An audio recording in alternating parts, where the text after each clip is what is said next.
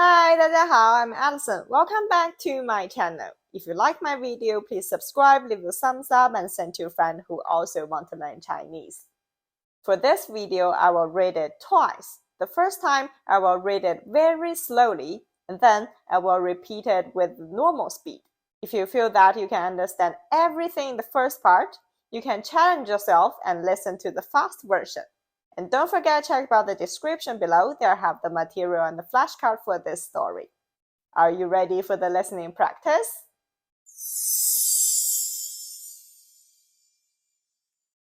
玛丽最近看了一个中国的电视剧，她觉得里面有一个女生的发型很好看。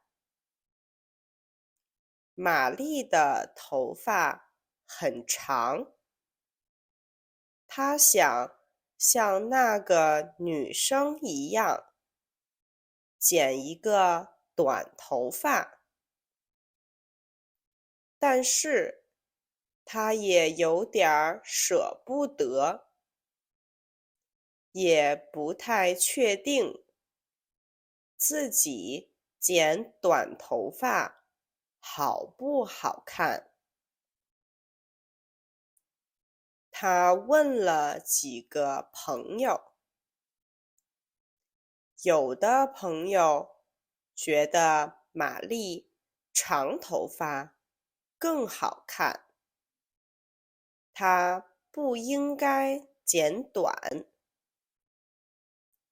但是也有一些朋友觉得她可以试试新的发型。玛丽在网上看了很多理发店，她想找一个比较好的理发店剪头发。最后，她选了一个离学校不太远的理发店。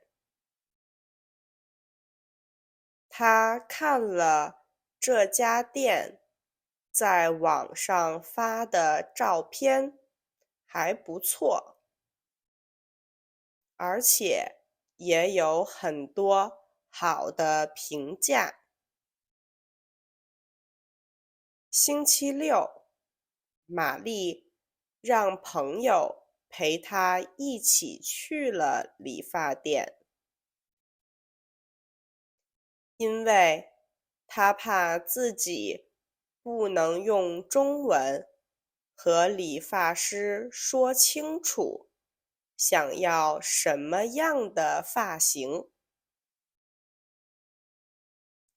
到了理发店，玛丽给理发师看了照片，告诉理发师她的要求。洗完头发以后，理发师就开始剪了。30分钟以后，理发师剪完了头发。玛丽看了看镜子里的自己，觉得还不错。玛丽的朋友也觉得新发型很适合玛丽。玛丽对自己的新发型很满意。玛丽最近看了一个中国的电视剧，她觉得里面有一个女生的发型很好看。玛丽的头发很长，她想像那个女生一样剪一个短头发，但是她也有点舍不得，也不确定自己剪短头发好不好看。他问了几个朋友，有的朋友觉得玛丽长头发更好看，她不应该剪短。但是也有一些朋友觉得她可以试试新的发型。玛丽在网上看了很多理发店，她想找一个比较好的理发店剪头发。最后，她选了一个离学校不太远的理发店。她看了这家店在网上发的照片还不错，而且也有很多好的评价。星期六，玛丽让朋友陪她一起去了理发店，因为她害怕自己不能用中文和理发师说清楚想要什么样的发型。到了理发店，玛丽给理发师看了照片，告诉理发师她的要求。洗完头发以后，理发师就开始剪了。30分钟以后，理发师剪完了头发。